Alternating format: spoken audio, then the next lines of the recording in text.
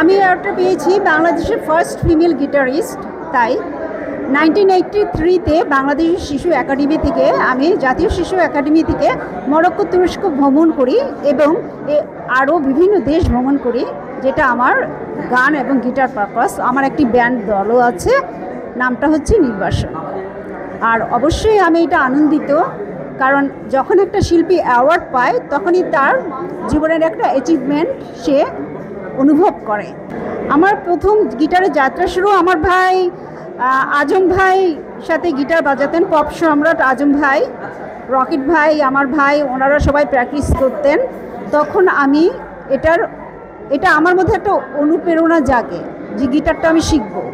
তখন থেকে আমি গিটারটা শিখি এবং আমি কাঠের একটা স্কেলের মধ্যে ফ্রেড এঁকে তাদের অনুকরণ করে কর্ডগুলো আমি করি।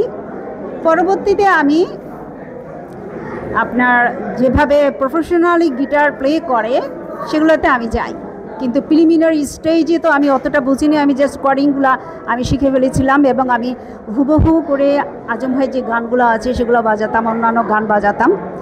এবং সান্তানা মুন প্লে করে আমি বাংলাদেশ শিশু একাডেমি থেকে মরক্কো, তুরস্ক ভ্রমণ করার জন্য উত্তীর্ণ হই। 12টা কান্ট্রির মাঝে শুধুমাত্র আমার হাতেই গিটার ছিল শিশু কনফারেন্সে।